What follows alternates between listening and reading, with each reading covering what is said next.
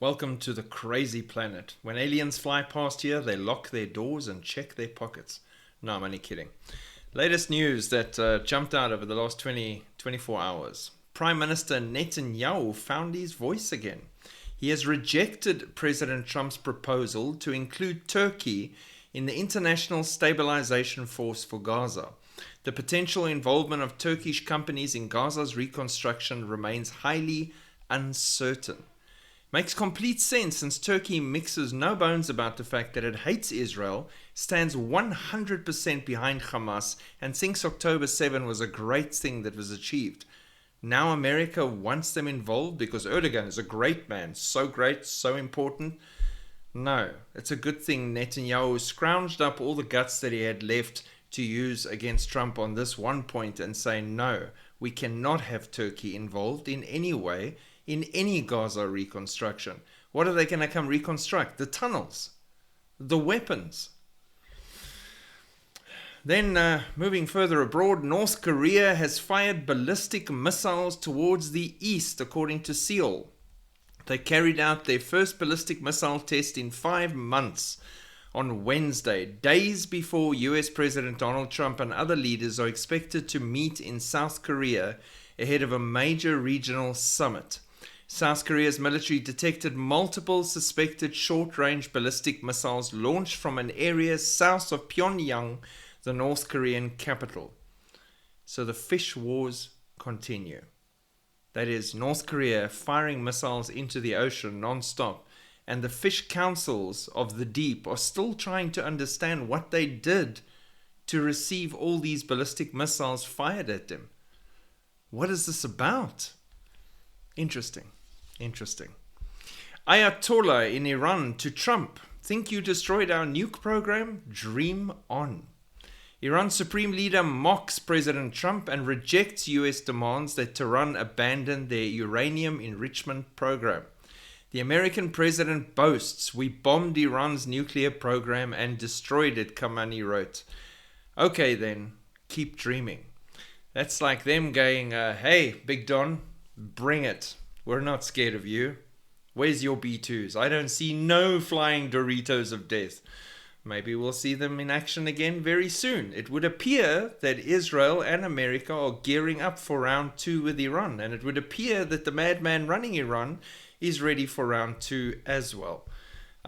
It's not really going to change no matter what they promise, what they do, how much money they throw at this problem until Ali Khamenei is gone.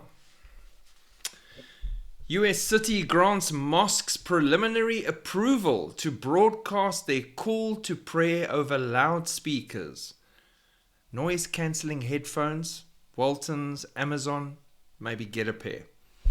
Paterson City Council approves measures 7-0, allowing the Adan to be broadcast outside from 6 a.m. to 10 p.m. The U.S. city of Paterson, New Jersey has backed the ordinance to allow the Adan, the Muslim call to prayer, to be broadcast over the loudspeakers. Under the new measure, which will still go through 2 public hearings before implementation, the Adan would be exempt from the city's noise control ordinance and allowed to be broadcast outside every day between 6 and 10. Which is hilarious because that's exactly what the noise ordinance laws are for, because this is noise. When I was in Israel, in Jerusalem, in the old city, I used to listen to this and I used to mock it too happily. But it is ridiculous how noisy and in your face it is. It is an assault on the senses and it is constant. And now they're allowing it in American cities. And you think there isn't an Islamic takeover and a setup for the Antichrist army for these final days. Trump and Putin meeting cancelled after Russia insists its goal to conquer Ukraine has not changed. In a sharp setback to diplomatic efforts aimed at ending the Ukraine war, President Donald Trump has scrapped plans for a second in-person summit with Putin. The cancellation comes after Moscow firmly rejected Trump's proposal to freeze the conflict on existing battle lines, underscoring deep divisions in the ongoing geopolitical standoff. Russia still wants the denazification of Ukraine and so forth. The White House made the announcement following a pivotal phone call on Monday between Marco Rubio and Sergei Lavrov. A source familiar with the discussion revealed the conversation laid bare Russia's intransigence.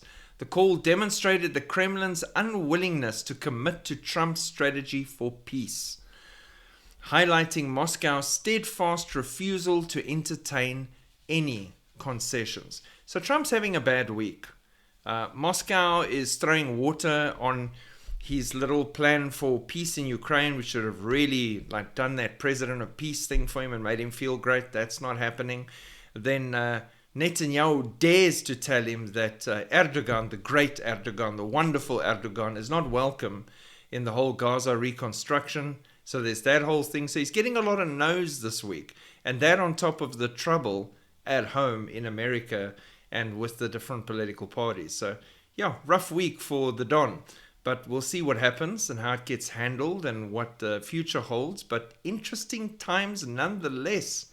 Keep looking up, because Jesus is coming for his bride very, very soon.